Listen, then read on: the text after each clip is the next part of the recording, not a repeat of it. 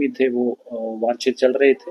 तो एसआईटी द्वारा उसी में एक अन्य अपराध कर्मी सन्नी कुमार। आप देख रहे हैं एमए न्यूज।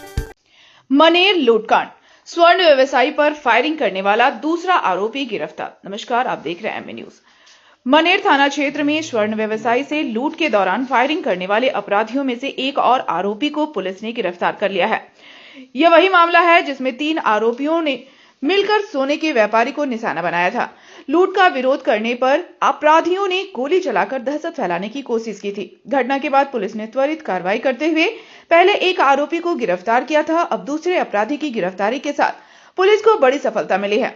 गिरफ्तार आरोपी के पास से एक देसी कट्टा और जिंदा कारतूस बरामद किया गया है। हालांकि इस मामले में तीसरा आरोपी अभी फरार है। पटना पुलिस उसकी गिरफ्तारी के लिए लगातार संभावित ठिकानों पर छापेमारी कर रही है। पुलिस अधिकारियों का दावा है कि जल्द ही फरार आरोपी को भी पकड़ लिया जाएगा। इस पूरे मामले को लेकर city SP west Bhanu Pratap Singh ने कार्रवाई की जानकारी देते हुए पुलिस की तत्परता और जांच की प्रगति पर प्रकाश डाला। 9 जनवरी 2026 को मनेर थाना के कटहरा मोहल्ला के पास 3 अज्ञात अपराध कर्मियों द्वारा एक स्वर्ण व्यवसायी के साथ लूट का प्रयास किया गया था।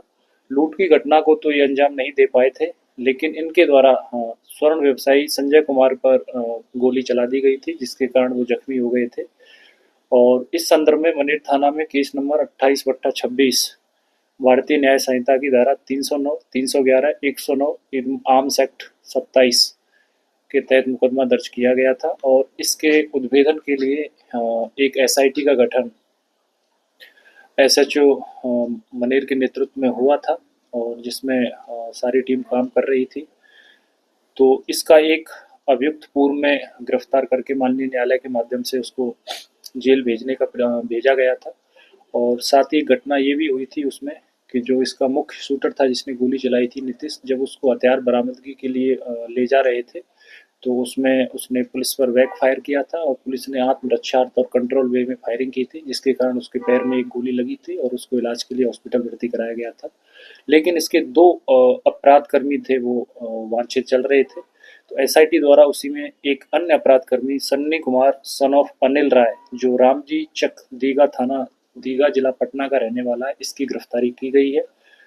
और इसके पास से एक देसी कट्टा, 2 कारतूस और 1 मोबाइल फ़ोन जब्त किया गया है। और इस संदर्भ में एक अन्य केस 50/26 मनेर थाना में आर्म्स एक्ट में अलग से दर्ज किया गया है।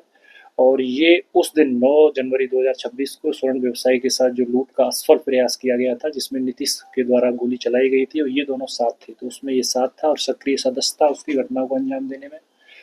और अभी इसको माननीय न्यायालय के माध्यम से इसको जेल भेजा जा रहा है और आगे की भी इसमें पूछताछ की जाएगी और इस केस में इसको रिमांड पर भी लिया जाएगा। इससे पहले भी किसी के साथ किया हुआ था क्या?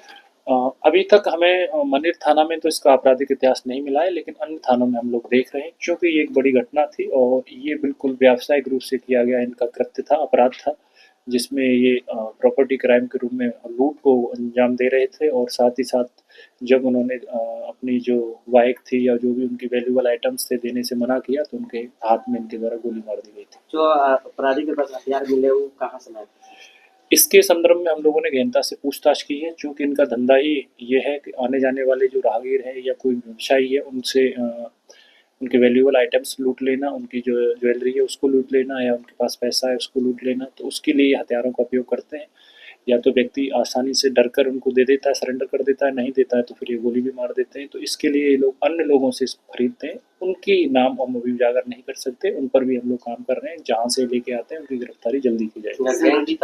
संगठित गिरोह ही है, इसमें 3 लोग हैं। ये लोग मिलकर इसी को अपराध को अपना धंधा बना लिए हैं, व्यवसाय बना लिए हैं ये लोग। और इसको आप देख भी सकते हैं कि घटना की जो मार्मिकता है, विभत्सता कितनी भयंकर रही होगी उस समय पे, कि जो स्वर्ण व्यवसायी अपने रास्ते से जा रहे थे अपना